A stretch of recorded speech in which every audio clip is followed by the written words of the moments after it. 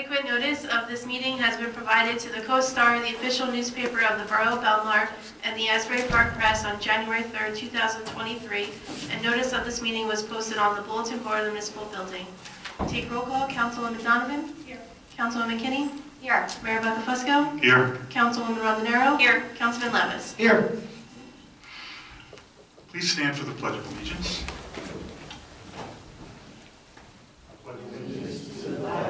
The United States of America, and to the republic for which it stands, one nation, under God, indivisible, with liberty and justice for all. Let's have a moment of silence for our armed forces and our first responders. And tonight we have two individuals, Piera Mistrema, who was a Belmar merchant who recently passed away, and also Joe McAvoy's father. Thank you.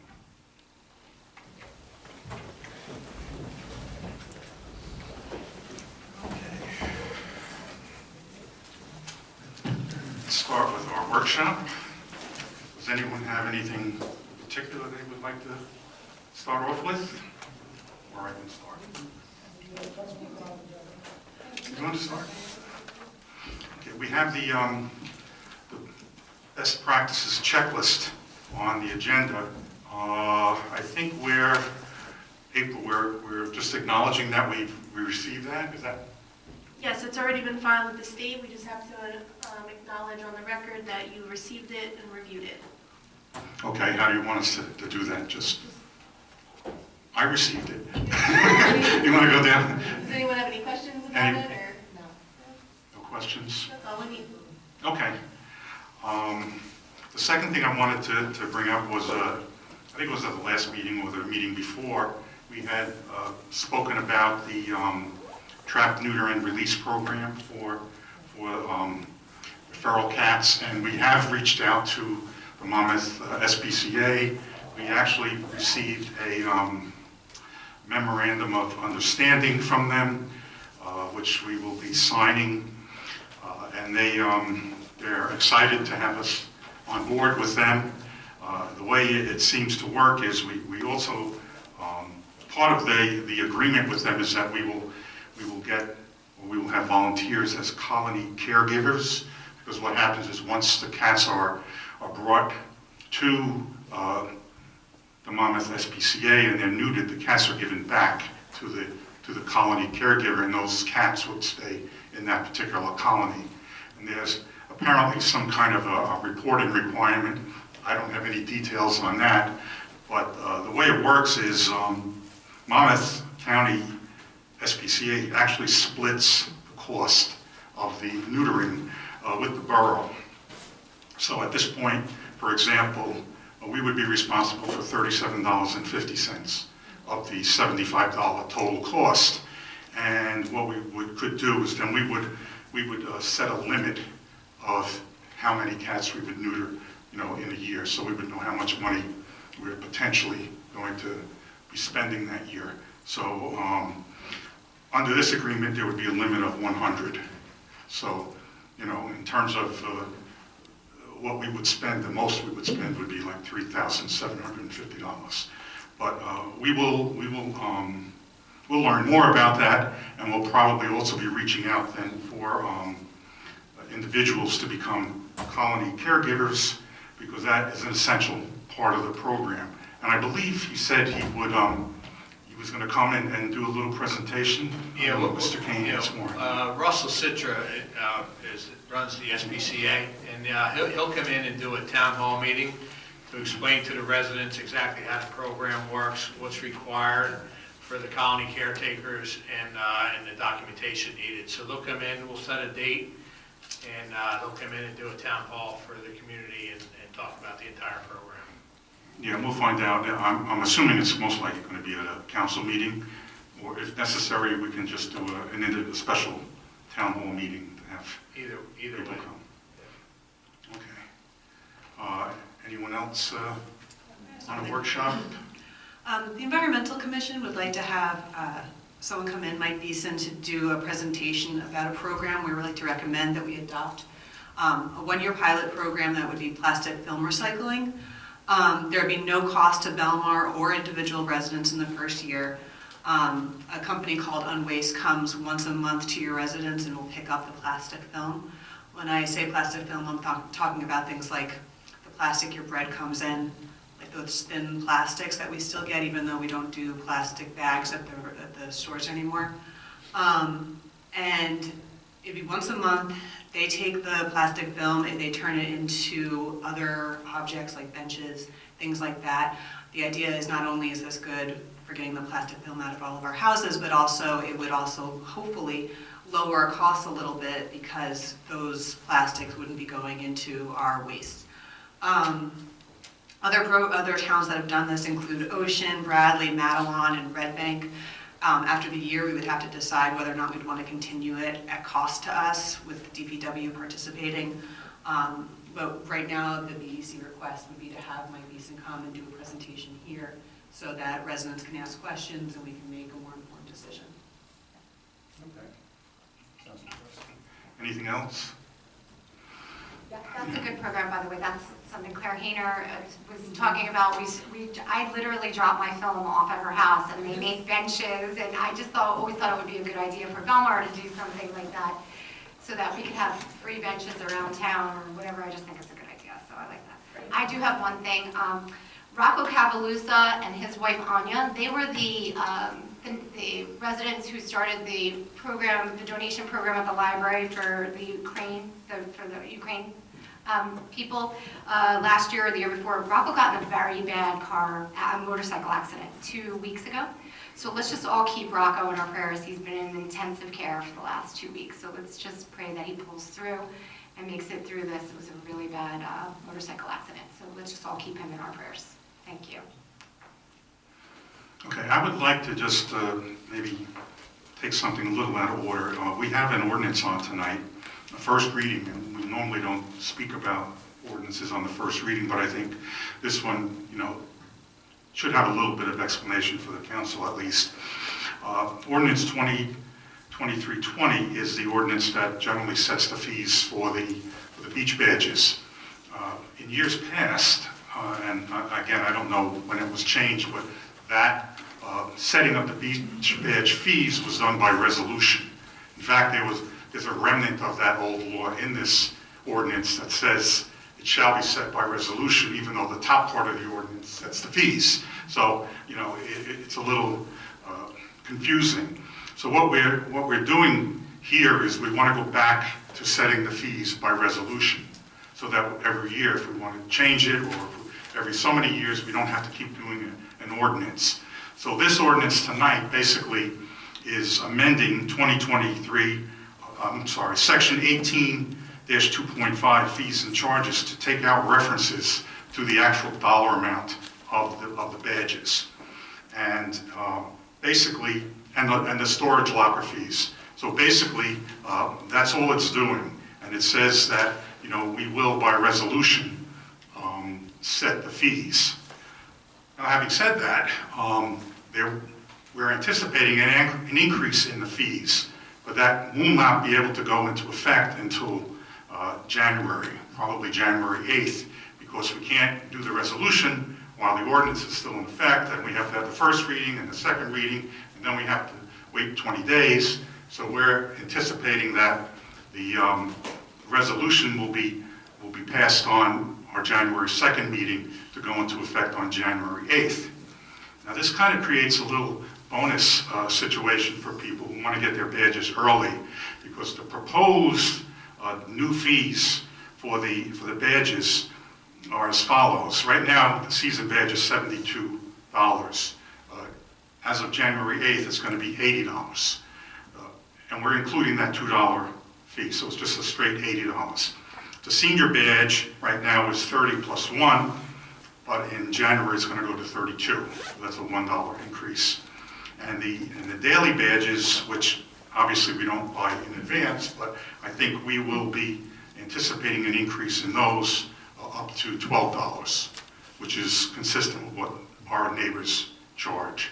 So the badges will start being sold when, December 1st? they will be sold at the current price, $72. So if you want to save $8 on a season badge, I say get them before January 8th, or $1 on a disability or a senior badge. Again, get it before January 8th. Christmas presents. There you go. So I just wanted to explain that because it might not be clear from just looking at the ordinance why the change. Okay, so that's the change. We will be putting up some things on Facebook and around the building, letting people know of the anticipated increase. So any questions on that? No, Mayor, I noticed there were some redundancies removed from the ordinance as well regarding veterans badges. Yeah. So we removed a section, and then because it was already in there, contained in the... Say that again? So we're striking out section E, which is the section that waives the fees for veterans. Right. It's already included in the exemptions under section K. So Yeah, it's redundant. Yeah, it was redundant, so that's why we got rid of it. At first, when I first read it, it scared me a Yeah. little bit. But Yeah, it's a little bit of a mess, that ordinance, and we're trying to clear it up and make it a little clearer for everyone. Section F was also removed because it was redundant. Right. So slowly but surely, we'll get everything to make sense. Any other questions on that? I think that's all I have for workshop. So let's move on to our petitions. Any petitions, April? No, I did not receive any. Okay. Approval of the minutes. Can I have a motion to approve the October 24, 2023 minutes? Motion? Second.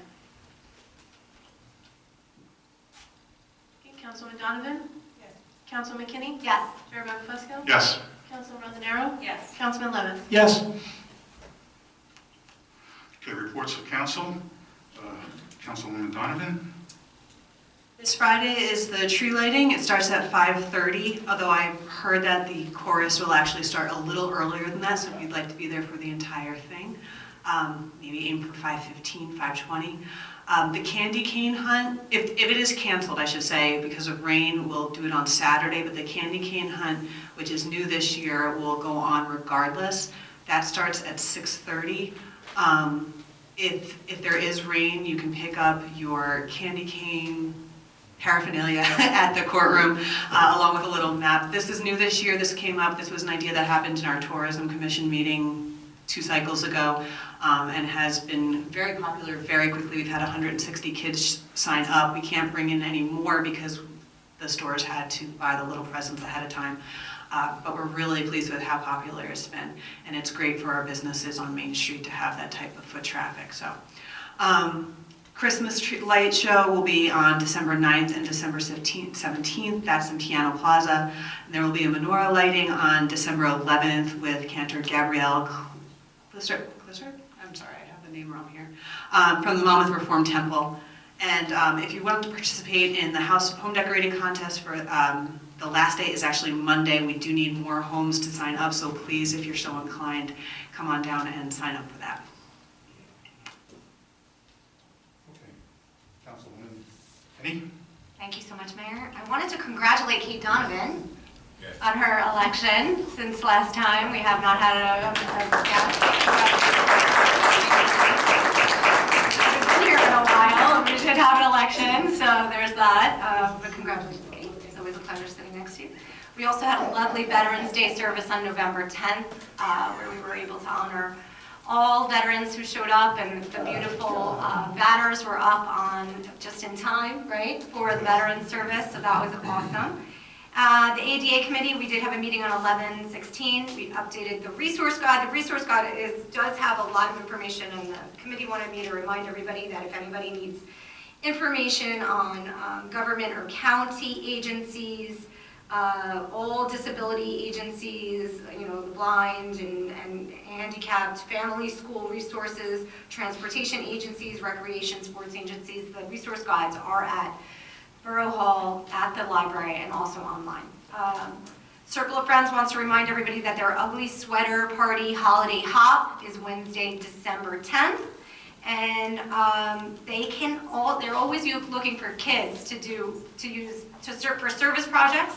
to donate their time to help with their events. So if you know of anybody who needs service projects, like all the St. Rose High School kids always need time for service projects, for any, any kind of service projects, high school kids, they can always go to help out at the Circle of Friends. The Shade Tree Commission met on November 9th. They wanted to let everybody know that their website is updated and complete. We did get a new tree logo, which is actually fabulous. It was donated by our wonderful Belmar resident artist, Suzanne Annan. She drew a beautiful logo for the Shade Tree Commission, so check that out on the website. The commission is in discussion with Millennium Strategies for potential grants for next year, and they are also working on a 5-year proposal, and they would like to be presenting that at an upcoming council meeting as well, so we'll look out for that. Recreation, youth club signups are still ongoing. That is youth club on Saturdays. Just a reminder, youth club is for Belmar and Lake Como residents only. Basketball signups are ending soon. That season, I think, begins in the next couple of weeks. And about the house decorating, Belmar Elementary School. 6-week enrichment programs at Belmar Elementary School before and after school, 12 different classes, including, but not limited to, photography, cooking without fire, and friendship bracelets and sports. So that's really action-packed at Belmar Elementary School. Belmar Elementary also recently started a year-long e-sports club before school. Their youth government day is December 7th, and the winter concert is December 14th. And last week at school, St. Rose High School, their 100th anniversary gala was a resounding success. We went to the event, it was awesome. Over 400 people showed up. It was pretty much sold out. The 50-50 winner got $8,500, so I wish it was me, but it was not. That was a good 50-50. The high school would like, and the Broward School want everyone to let you know that they're getting ready for all their winter sports. The basketball season is starting soon. We're very excited. One of the seniors on our current boys basketball team at St. Rose High School just got signed to Villanova, Bull Ride. So real exciting sports at St. Rose High School. This Friday, St. Rose High School's theater production Murder at the Art Show. It's their first attempt at a dinner theater program, which sounds exciting. I'm going. Visit the website and purchase your tickets online. And lastly, we blanketed a lot of businesses in town with our skate park signs for donation. You might have seen posters in some of the businesses in town to donate to the skate park. So we're working hard on getting donations in. And that is all I have. Okay, thank you. Councilwoman Rondinero. Thank you, Mayor. I'd like to congratulate Councilwoman Donovan as well on her election win. I feel grateful to continue to work aside you on the council, and you work so hard, you have such talent. We just really appreciate all that you're doing, so thank you. As you stroll along Main Street, you'll see the beautiful veterans banners along the light posts. This was a borough team effort for sure, but I'd especially like to thank Tom Mirabella and the team at Wingman Printing in Belmar for such quality banners. So many of these pictures, when they initially came to us, were wallet-sized or faded, and the family members would say, oh, I don't know whether we can use this. And they said, no, we'll figure it out. And they touched them up in a really careful way, allowing the photograph's beauty to be preserved. I know a lot of people have asked, when are we going to open again for applications for our next round? And as soon as I know, as soon as we can talk about it, I'll let you all know. But I hope it's something we can do for years and years to come. It was a very meaningful program, and I'm proud of it. So thank you to everyone who was involved in this, because it really was a team effort. Also, the Public Library is excited to announce 2 holiday season events. This is the first Christmas concert that they're having with the Doppelflaut, which is a musical duo specializing in flute and piano organ concerts. That's not just heard, but experienced. The evening's program will feature several modern classical pieces, a selection from the Nutcracker Suite, 2 sing-along sections of popular Christmas songs, and they'll close out with a special rendition of Silent Night. They'll actually bring this Orgel Kids wood pipe organ, which is going to be assembled there and played. The audience can volunteer. It's really fun. I saw the person who was is doing the organ part of it before with the library, and it was very interesting. I honestly went in thinking, I don't know what this is going to be like, and I left thinking, I cannot wait to go to this concert. So light refreshments will be served. That is December 6th at 7 p.m. Taylor Pavilion. Registration is required, and you can register on the library website. The second event is the Children's Christmas Movie Party, December 8th at 6 p.m. in the library. Families are invited to bring their children to the library in pajamas and blankets and watch a classic movie, Rudolph the Red-Nosed Reindeer. We did this last year. It was a great success. It's held on the main floor. It feels really cozy. And after each movie, or after the movie, each child will receive a holiday treat bag with a drink and snack as they leave. And that you can also register on the website. Finally, the library is pleased to announce a new addition. They have a 24/7 virtual library where they have a free New Jersey driver's permit test prep. And that's with permittestpractice.com, and the patrons can use this online service that has unlimited practice tests. It's completely free. They have flashcards, cheat sheets. So it's a really neat service that they have, and all you need to do is go to the website and go to the service menu, and you will find that there. Finally, for the library, you might have seen online, they are having a pet shelter holiday gift collection. They're collecting items in support of the Associated Humane Society and Monmouth County SPCA animal shelters. Needed items can be found at local pet supply stores or on their Amazon wish list or Chewy.com. And donations can be dropped off at the library Saturday, December 9th from 9 to 2 and Sunday, December 10th from 10 a.m. to 2 p.m. Any more questions, you can visit the website or call the library. The Belmar Housing Authority, the residents were offered a Thanksgiving dinner to all the tenants there on Thanksgiving Day. The repair in elevator 2, and that's the freight elevator, is scheduled for next week. That repair will take 1 day, but the main elevator is scheduled for repair the second week of December, and that's going to take about 7 weeks. So we'll have a working freight elevator while that one is being repaired. The next meeting for the Belmar Housing Authority is December 4th. Lastly, as we continue in the holiday season, please consider shopping locally. We all want a thriving business community, but it's hard for our small businesses to stay afloat, especially during the winter. They need our help, so please come out. So many of our businesses are having sales. So many, are offering gift card options or, having individual pop-up shops.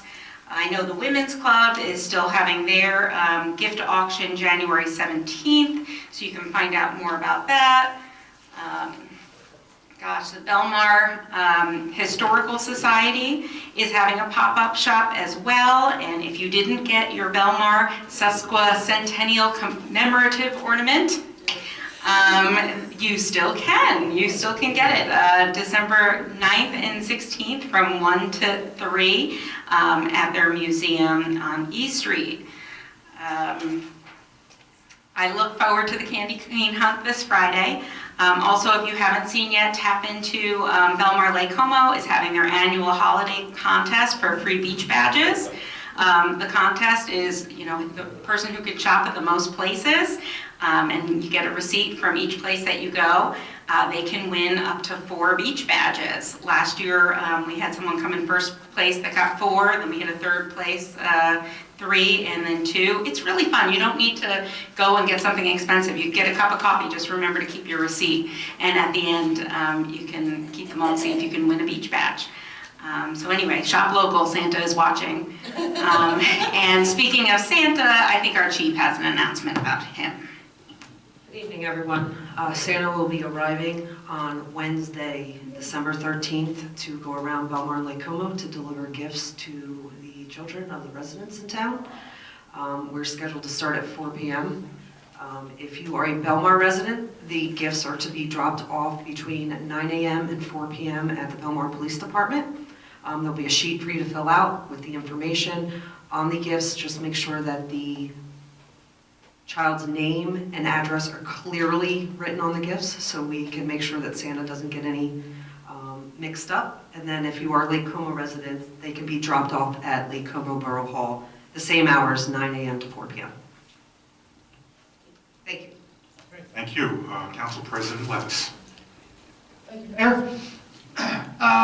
While you're shopping at some of the local businesses in town, keep your eyes open for the boxes of wrapped toy donations, unwrapped toys. So they're actually, Belmar PD and the Friendly Sons of the Shillelagh are doing a toy drive. They're looking for unwrapped toys, books, or games for children aged 2 months up to 19 years.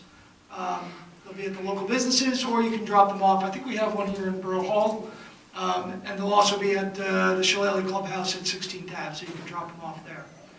The Harbor Commission meeting was last Tuesday.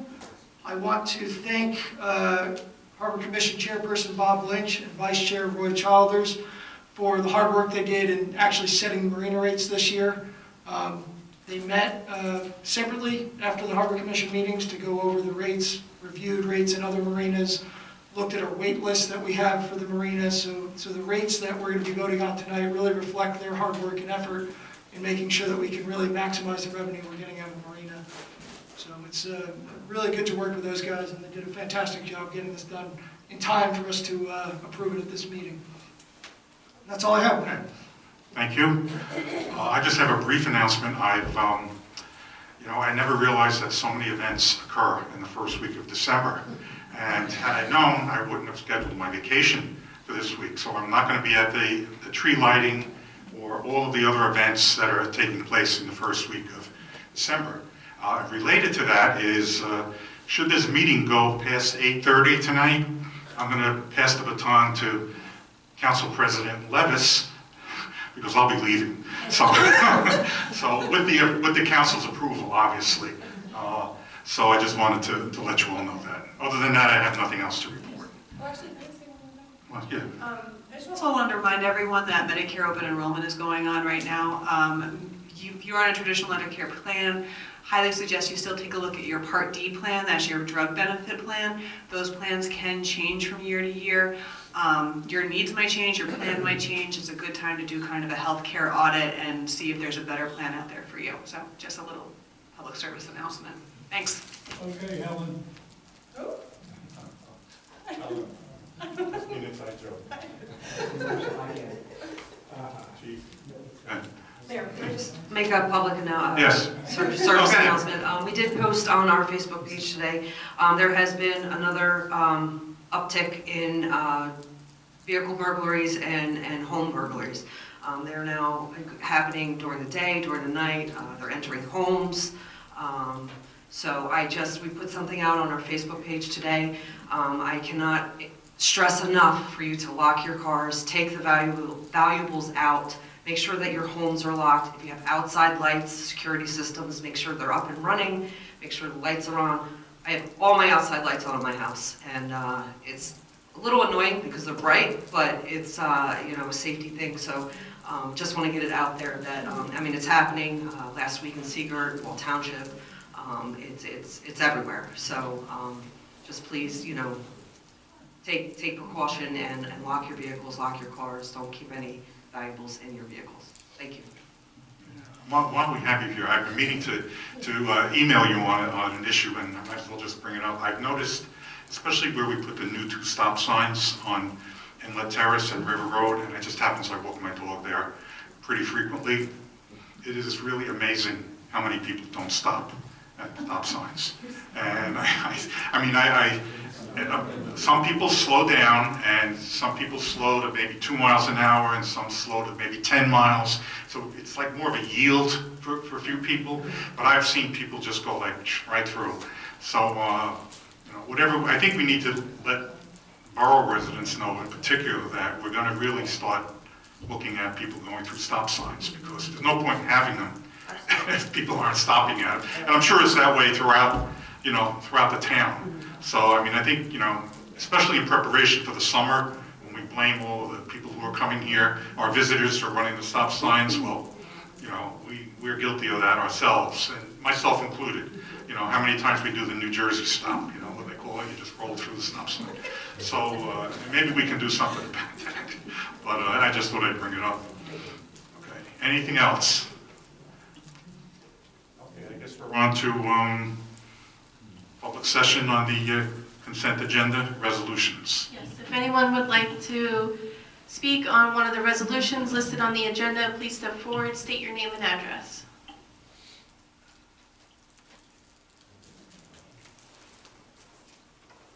Eugene Feeler, 4th Avenue.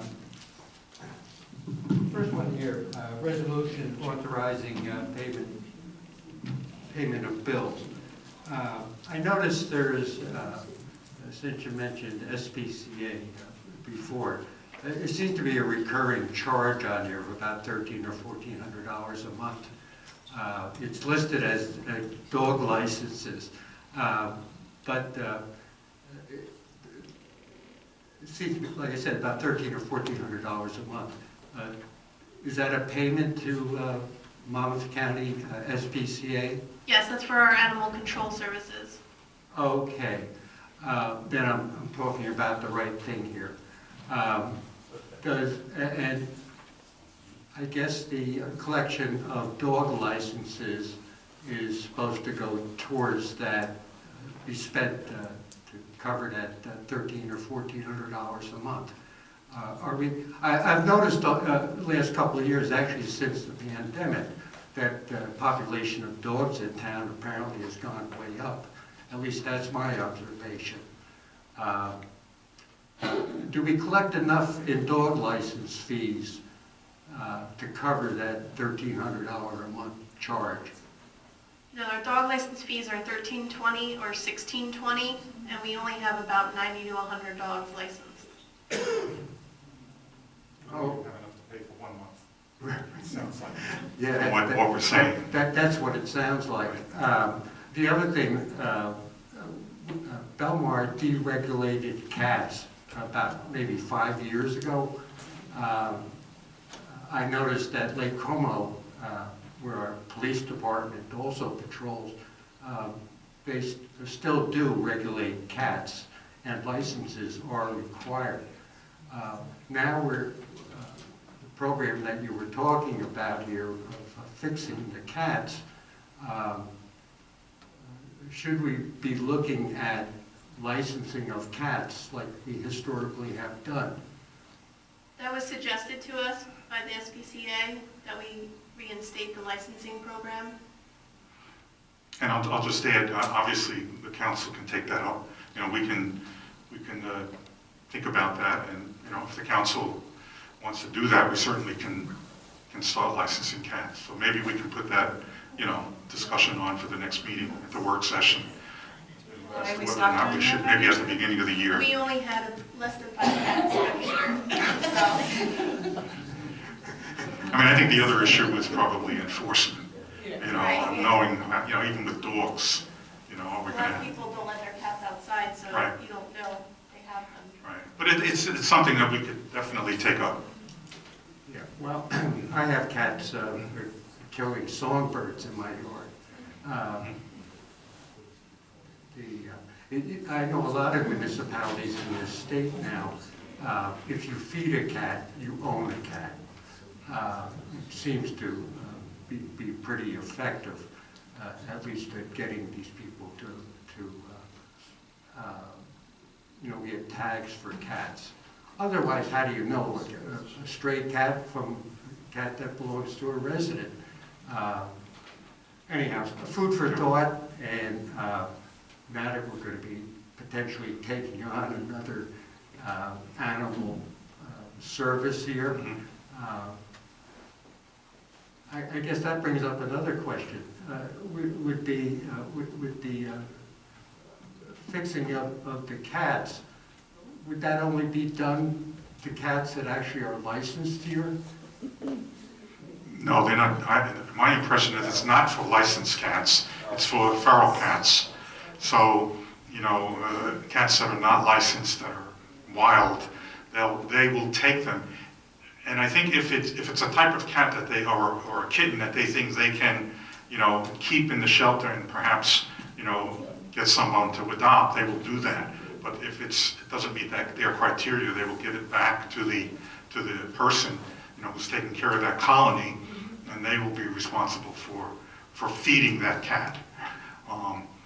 The numbers are phenomenal. When we have the presentation, It's just really unbelievable how, how like 20 cats in so many years can have, you can have a huge population explosion of cats. So it's really important to get it under control before we're dealing with an overabundance of feral cats. Yeah, it used to be a bigger problem. People would come down here in the summertime, and they would have a cat, and then they'd go home in the winter, Yeah. and then we had cats all over the place. In any case, just food for thought, and I saw that we have a recurring charge here already. Yeah. I wanted to comment, Resolution 228, shared service agreement with the Board of Education, that we're going to be selling them gas at $3.50 a gallon. That was adjusted. That was a prior, So there was a revision to that resolution after publication. So the resolution that we're voting on tonight for that is based on the same gas fee that we used to charge the marina. So it's not $3.50. Okay. That would be a very bad rate to charge. I was going to say, Yeah. there's the bargain. Yeah, that's been adjusted. So. But then again, who knows? Next year the price of gas may go through the roof again. Okay, but they're not bound by that, are they? In other words, if they want to go to the gas station at 16th and Main, they can fill up there, right? Yeah. No. Okay, so they're not bound. By the way, except for the municipality itself, I guess Belmar is down to one gas station now within our municipal borders, and that's at 16th and Main. And I know that site has been remediated. You can tell because the pavement is crumbling. It seems that with all these remediation jobs that they don't consolidate the soil very well, and the asphalt surfaces break up in a matter of months. Anyhow, we're down to one gas station in town, and yeah, I remember when I first moved to Belmar, there must have been a half a dozen gas stations on Main Street.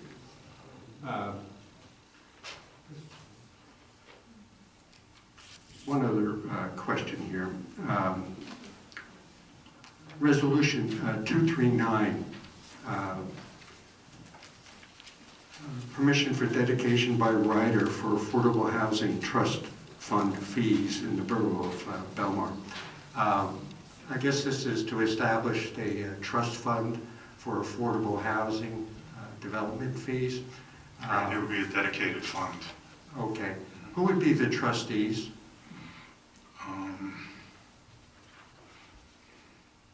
It's the normal staff that has access to the bank accounts. So it's usually the CFO, whoever her backup is, myself, and usually one or two council people are authorized signers on all the bank accounts. Okay.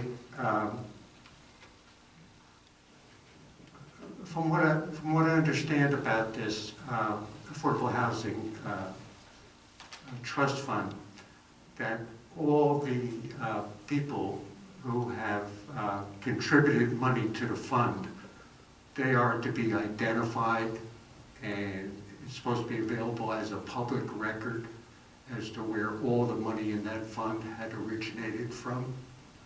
I would think so. I mean, it says no reason why it wouldn't be a public record. Okay. Mayor, With all the I can transactions. look into that, but all accounts are going to be audited and subject to public inspection. So we don't think it would be subject to public inspection? No, it would be. it would be. Yeah, I mean, it's, Okay, I just wanted to make sure. Is there any way that a donation can be made to that trust fund? you mean just out of from a resident or from Yeah. anyone? Yeah. That I don't know. I don't know that can, we'd have to look into that. Probably. Okay, if somebody wants to do that, we'll certainly take the money and put it into the account. if somebody's gonna give, we will Yeah. handle it just like we handle any gift. Right, It right. would be earmarked for affordable housing and it would go. I suppose that's the way it would happen.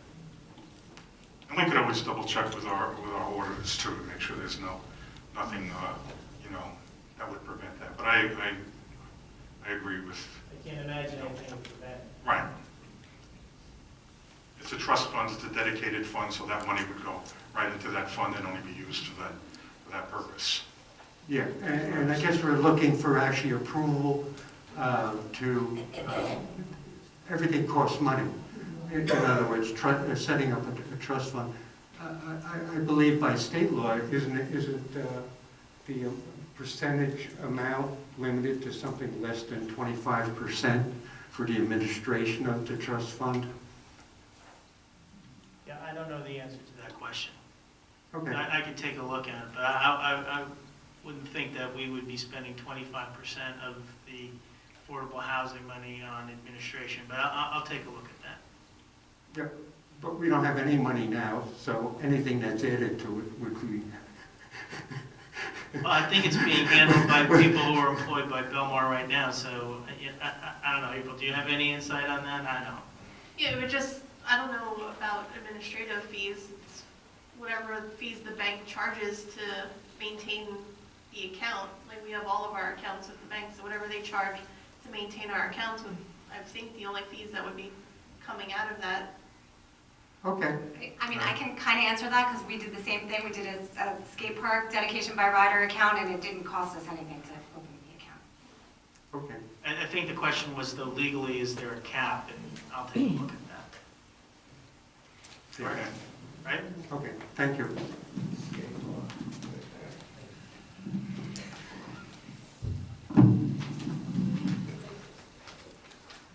Nobody else? Can I have a motion to close the public session? Motion? Second. All in favor? Aye. Aye. So Councilman Levis asked to pull Resolution 2023-231 from the consent agenda. So we'll vote on that one first. It's a resolution appointing a fire administrator. Do we have a motion and a second? April, before let's just note for the record that Councilman Levis is recusing himself on this because he has a conflict. And I discussed it with him. It actually is the person that's being appointed, actually appointed his wife and his wife's sisters as the Grand Marshal of the parade. And just to avoid any kind of look of quid pro quo, he's stepping down, as we say. Yeah, an abundance of caution. So he won't be voting on this. Can I have a motion to approve Resolution 2023-231? Motion. Second. Councilman Donovan? Yes. Councilman McKinney? Yes. Mayor Bucklepesco? Yes. Councilwoman Rondinero? Yes. Next, can I have a motion to approve the rest of the resolutions as listed on the consent agenda? Motion? Second. Councilman Donovan? Yes. Councilman McKinney? Yes. Mayor Bucklepesco? Yes. Councilwoman Rondinero? Yes. Councilman Levis? Yes. All right, next we have first reading and introduction on ordinance 2023-19. This is an ordinance amending and supplementing Chapter 40 Development Regulations of the Revised General Ordinances. This is the ordinance that was presented and discussed at a previous meeting from the Planning Board. So do we have a motion to offer it for first reading and introduction? Motion. Second? Councilman Donovan? Yes. Councilman McKinney? Yes. Mayor Bucklepesco? Yes. Councilman Rondinero? Yes. Councilman Levis? Yes. All right, and last one is ordinance 2023-20, ordinance of the mayor and council of the Borough of Belmar, amending and supplementing Chapter 18 of the Borough Code, Section 18-2.5 fees. This is the ordinance that was discussed during the workshop to amend the beach badge fee ordinance. Do I have a motion to offer for first reading and introduction? Motion? Second. Councilwoman Donovan? Yes. Councilman McKinney? Yes. Mayor Bucklepesco? Yes. Councilman Rondinero? Yes. Councilman Levis? Yes. Right, and that's the end of the agenda items. Now is public session. If anyone would like to speak, please step forward, state your name and address first. Farley, First Avenue. Councilman Mandanaro, can you elaborate on the elevator at the Housing Authority? Is it a freight elevator? Is it the safety features? I don't know So the second elevator, the one that I said was going to be next week fixed, is the freight elevator. That has apparently something that is simple and can be done in a day. The main elevator that really needed the full modernization is the second one, and that's going to be the second week in December that will start. It'll be a 7-week time span that it'll take. Okay, so my actual question was, the freight elevator. Yes. When you say freight elevator, I don't know much about elevators or anything like that, but is that safe for the residents to be in for 7 weeks? You know, we're talking about 92-year-old people that have to ride to the 6th floor. Like when I think of freight elevators, I think of like furniture and, you know, like, I don't know. So is it a safety, is it a real safe elevator? That's what I'm hearing, that it will be safe enough to use on the regular basis. I don't know as far as the safety of it. I couldn't say yes or not, but yes, I've been told that is a safe option. And that the superintendent there will help anyone who needs help with the freight elevator. Okay, thank you. Thank you.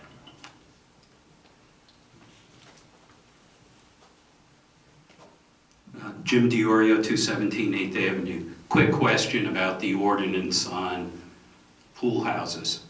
I'm on the zoning board, and we get a lot of requests to convert a garage into a pool house, an existing garage. So my question to you, is it intended that somebody will be able to convert all or part of a garage into a pool house? So one of the reasons this came to the planning board to look at it was because the previous zoning board from last year felt that there were a lot of requests, so it was something that we should have on the books so that there could be an option for it. Right, because you define garage separate from a pool house. Exactly. Yeah. So you could have a situation where a pool house is a garage and a garage is a pool house, and it's one structure. Potentially, yeah, that would kind of be up to the zoning board to determine when people. Well, I'd come like with to any get applications. I'd like to get a little direction before, you know, we're on the spot to make a decision, and somebody says, then that's not what was intended. I'm trying to find out from the council what's intended. Can you convert a garage, partition part of a garage, and make it a pool house and put a half bath in? I think that'd be a question for our planning attorney or our zoning board. Well, I'd like to have it answered before you pass the law, and then you have somebody else has to interpret it. Yeah, that's a fair question. I think The we can. current ordinance, the definition for garages says that it can only be used for storage of vehicles. So the intent was to add this ordinance in to allow pool houses, and it could be you could have a garage and a pool house as long as both meet all the zoning criteria. People, and there was an exception made 2 months ago, and you know, where the person had a 2-car garage and they partitioned off part of it to put in a bathroom that they got a variance for. So we called it a bathroom in an existing garage. So my question is, what's the intent? Is it a freestanding, do you have to take your car out of the garage and partition that spot to make it dedicated to humans only and no cars? Or you could... The actual ordinance says a 1-story ground level detached accessory structure. So I'm assuming when it says detached, it means it's detached from everything. So a pool house is a pool house, a garage is a garage. But you could have a 2-car garage and a pool house. In the same structure. No. It says here that it has to be a detached. No, so you have a detached 2-car garage, and I want to turn one of the bays into a pool house. But the pool house is attached to the garage at that point. No, but it's I considered... think it means detached from the house. that's. Yeah. Well, I don't know about. No, that's the, If it was- April is right. That's a supplemental structure, Right. accessory structure. Because we have. I guess my other question then would be the devil's advocate, what's the difference? If the pool house is taking up one bay of a two-car garage, what's the difference? What's the difference between me having a one-car garage and a pool house? The difference is, if you call it a pool house, you can get a half bath, which a lot of people in this town want. But you have to have a pool. Right. So what's the difference? If I have a separate pool house, so I take my two-car garage, I knock down the one bay, and then I build a pool house next to it. No, I've accomplished the same thing. No, you take one bay out and turn it into a dressing room with a half bath. That's my question. Jim, I think the point of it was to alleviate the burden on the zoning board for having to have variance. Well, I think you're going to create more of an issue because it's not clear. I think what you need to do is come up with some of the scenarios, because people are going to want to convert a garage into a pool house. Believe me, I have a couple of neighbors who are looking to do that, if they could. Yeah. But we've told them so far, no, you can't. Well, and what we've told them was they would have to go get a variance from the zoning board to be able to do that. Right. But nothing existed, so now by creating this ordinance, something is defined, so now they wouldn't have to go to the zoning board for approval to be able to do something like that. But yeah, my point is, by definition, you have a garage defined and you have a pool house defined. You haven't defined a combination garage pool house, and that's my point. No, I think it's a good question. It's all about defining the terms, and I don't think the terms are defined properly to avoid more confusion. I think That's my point. I think that's absolutely fair. That's why I was to take saying, a look at the it. definitions are there for a garage and a pool house, so when the zoning officer sees that, if the structure meets all of the zoning criteria, he would make the decision whether to approve it or send it to the zoning board. I think the question comes down to whether or not the two, can you have a garage and pool house adjoining each other with the, pass through between the walls, that kind of thing, under one roof, and actually be one structure. I think that's what you're Yeah, getting at. and That's we the question. granted a variance on just that situation, Yeah. where the person partitioned part of their garage. My view of the ordinance would be that would be permitted. I don't know how Ted Bianchi would look at it. And that's, I understand your position, because we get into this situation where Ted starts defining what things are, so. Yeah, that's why I'm asking, what was the intent of the council in coming up with this Yeah, ordinance? whether or not you should have a garage separate from the pool house. And what the mayor was saying was, I think,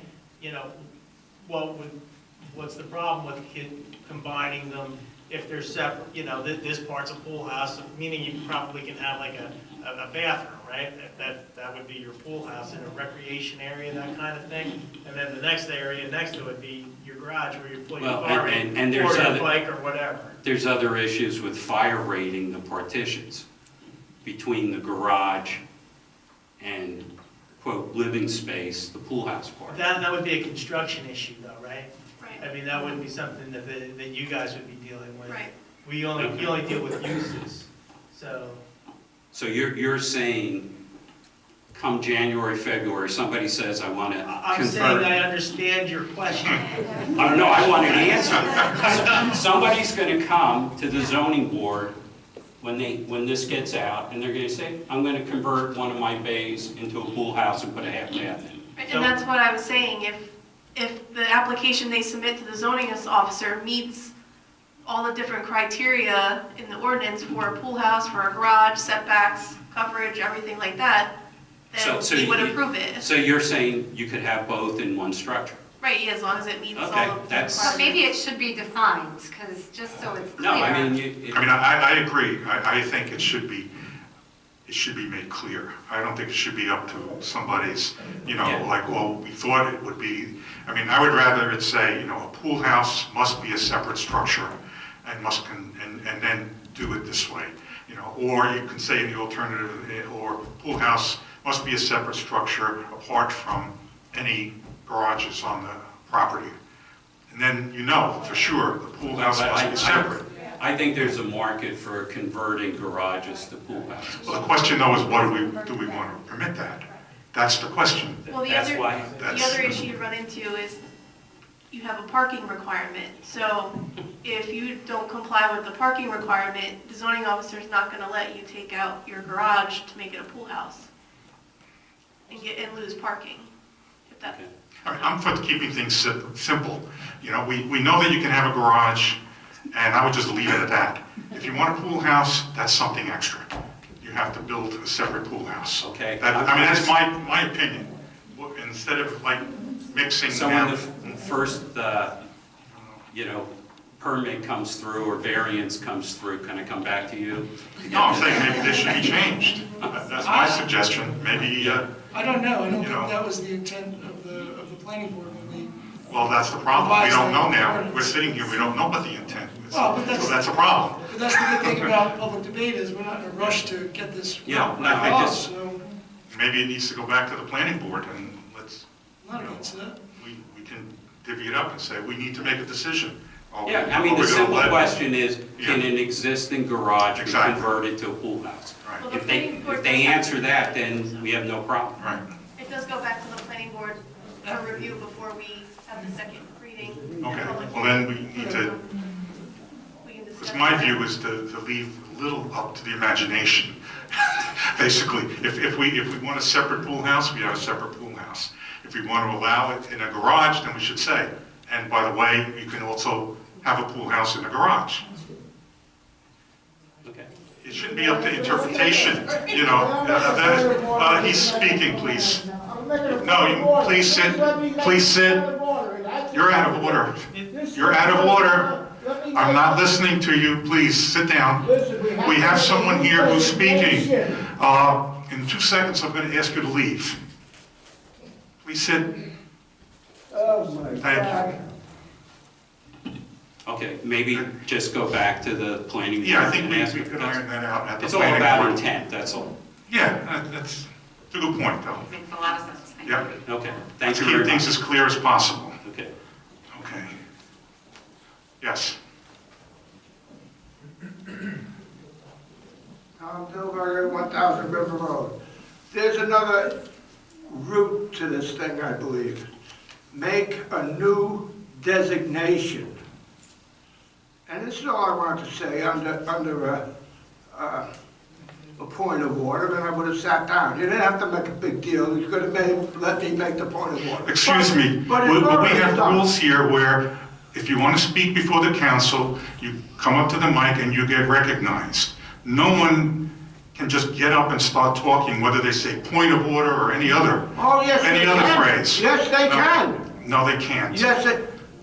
But why don't you say what you want to say? Robert's Rules of Order, Council. And it may be Robert's rules or It not, is, and that's but the what way this we looks handle at. things here is that we have somebody speaking and they go and they're allowed to speak uninterrupted, and we don't have that kind of situation because you have the ability to stand up next and talk, and then that person has the ability again to talk. So we don't have to go through Robert's rules to Yes, you accomplish. do. We don't Yes, do it you that do. way. We don't do it You're out that of order, way. Counselor.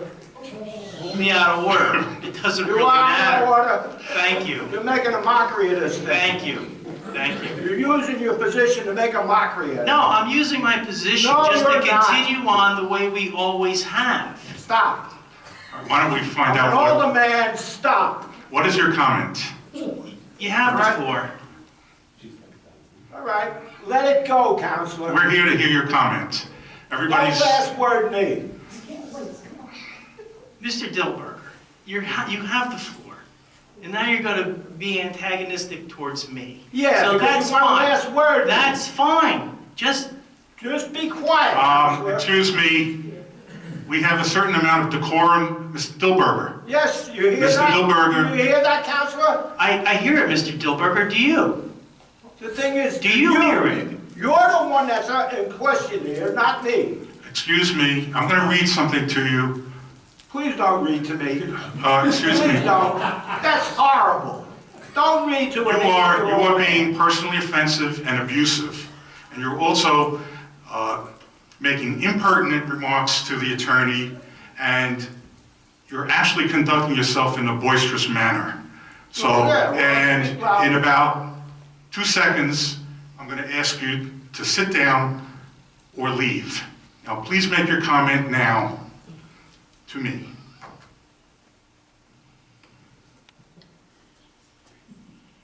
All right, Mr. Mayor. What should be done with this pool house garage thing, I think, is make it a new designation. Pool house, whichever word you want to put first, or garage, /garage. Garage / pool house. A new designation which will take care of both ends of the matter. And that would be it. That's definitely a possibility. What's Any that? other I'm comments? sorry? You and I will have some words. Oh, yeah, Excuse me. Learn to conduct yourself. Please. Come on up.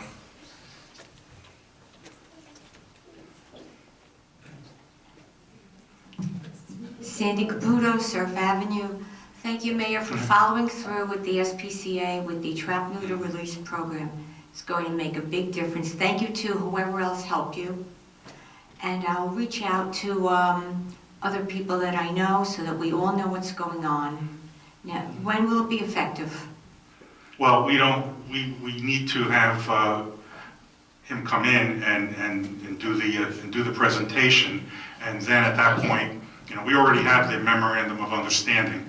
So it's a matter of us signing that, and then he'll tell us exactly what we need to do as far as the caregivers. So I can't give you an exact date, but we're going to be reaching out to him soon, I believe, if not already. Okay? Yeah. Okay, good. We'll let you know as soon as it's going to be effective. Thank you. Okay? Any other comments? Yes.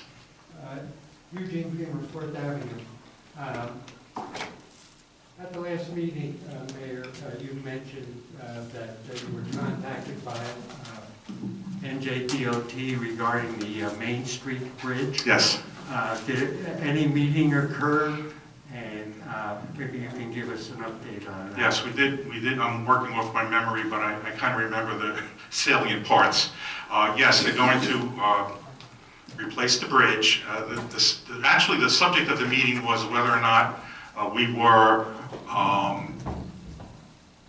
we were okay with them. There were two options. They could either demolish the existing bridge and build a new bridge, or they could work around the existing bridge. And I forget what the term was that they used. You remember? But the difference was, there was a difference in price, and there was a difference in time that it would take. The preferred action from the DOT was that the bridge just be demolished and a new bridge built. They had a meeting with the officials in Avon, and they kind of agreed that that would be the best thing to do, because it would be quicker, and I think it's like $40 million less money. The Staged versus detour. Stage versus detour, yeah. The detour one was the one where they would just take the bridge down and they would set up a detour around the bridge. The estimated time to complete the bridge was, and correct me if I'm wrong, Mr. Kane, was 3 years to complete the bridge, 36 months. 3, 4, 5. Yeah. But the key thing though is this would not be starting until 2028. So that's 5 years from now. And they anticipate it would take another 3 to 4 years to actually complete it.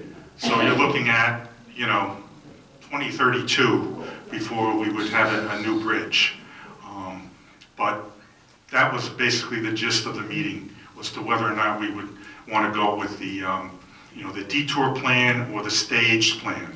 And there were some other technical engineering things that were different in different, where they put what would they be, the pilings and stuff.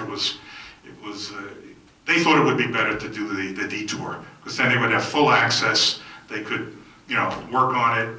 The only twist in that also is the fact that they anticipated there would be a time when the marina would not be able to operate. There would be I don't know if they said a 3 or 4 month period, and that all has to be cleared with the Coast Guard and other people. So, we didn't even really discuss that, except to say that they should do whatever they can to keep naval traffic, shipping traffic open as much as possible. But that was the basis of the meeting, and I think they were going to do some media for some of the businesses and whatnot to kind of let them know what was happening. But that was pretty much it. I don't know, you want to add anything? No, correct. The gist of it was to get our opinion on which would be better, doing a detour for a shorter period of time or doing a stage, which would be a longer period of time. They all knew that the marine traffic was a big priority and had to stay open, and it had to deal with the different size openings within the bridge with one or the other. So they were just trying to get support from both sides of the bridge to do the shorter version, which we agreed would be the better option. But there's a lot of moving parts. They're a long way away from actually doing the work. Yeah, and the detour was just a better bridge also. Okay. Mayor, you may want to consult with Mayor Bonanno and also former Mayor McGovern. This subject had come up before, and the decision at that time was to try to maintain the businesses on Main Street, because if the bridge gets shut down for any period of time, both towns, both Avon and Belmar, Main Streets will suffer. And I thought there was at least a verbal commitment at that time, and both towns agreed to it. It would be better, would be to build a totally new parallel bridge. And once that bridge was, and that of course would involve some taking of property. On the Belmar side, it would be Ollie Klein's, a portion of his parking lot. The other, of course, it would be on Avon side. I think there's a diver store or something over there. That way, the existing bridge could be used until such time as the parallel bridge was built.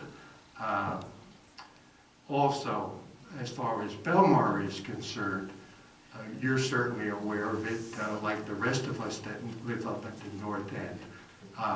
The intersection of 5th and Main is a terrible situation because East Street, I believe, is a one-way up there.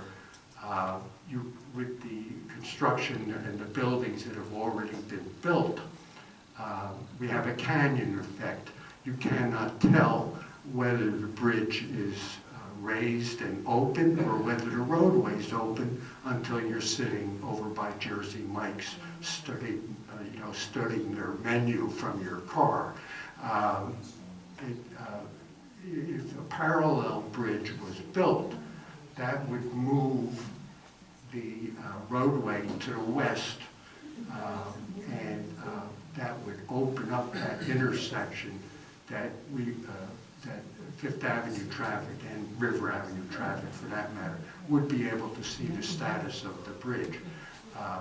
Going back some time, there was even discussion of putting flashing lights or notifications on Fifth Avenue. That never happened.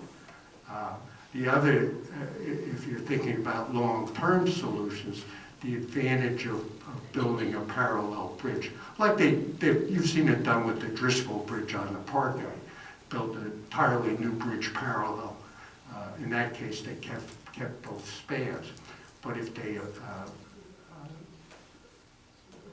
abandon the existing bridge, then both Avon and Belmar, and remove, of course, the movable span in order to maintain marine traffic.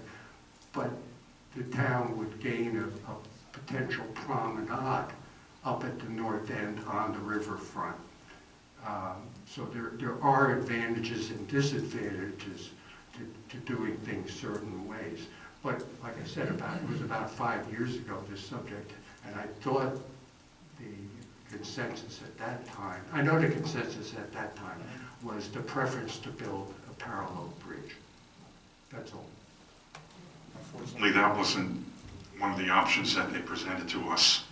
The other option was, basically building over the existing bridge, but it didn't, it's not the parallel bridge. I understand exactly what you're saying, but they never even discussed it at all. I think they said that they met with Avon Right. first, and that they opted for the detour, so. Yeah. Whatever. But I mean, even the other alternative wasn't like a parallel bridge. It was just like, No. they would build basically over the existing bridge. It would be, I think they said it would be 8 feet higher than if they had knocked it down, but it's still, and it probably would give us a little more time to have traffic, flowing on that Main Street bridge, but ultimately, at some point, that Main Street bridge would have to be taken down, and then the new bridge built, so. Yeah, of course, the parallel bridge, you would not have to Right. interrupt traffic at all. In any case. It's 5 years from now, who knows? 2 years from now, they could come back with another plan. Mayor, I believe Yeah. that in that meeting, they did say that they were going to do a public information session Yeah. for the public and the residents and businesses in town once everything is set. Yeah, and they talked about, on the detour plan that they would, modify some lighting, some traffic lighting and crosswalks and things like that to kind of let the flow. Because the detour plan is basically, going over the Route 35 bridge, coming in, off of 8th Avenue, going around and coming down Sylvania Avenue in Avon. So that's the detour plan. And, and we know what also will happen is the detour plan will be going up to Ocean Avenue and across, which means all of our, 5th, 8th, 10th, they're going to get the bulk of the traffic going down to the beach. Yeah, and they also talked about possibility of ferry service, to help the businesses. Yeah, like during the summer. That's something, like just to go back and forth across, Like run a ferry from the Avon building over to where, like, in the marina, somewhere, and people could then, go from one side of the river to the other, so. Why did they contact Avon first? I have no idea. No, they contacted. They contacted the, it was the same day, the meeting was on the same day, actually. Right, yeah, it was, I think they did it by alphabetical order, I'm just kidding.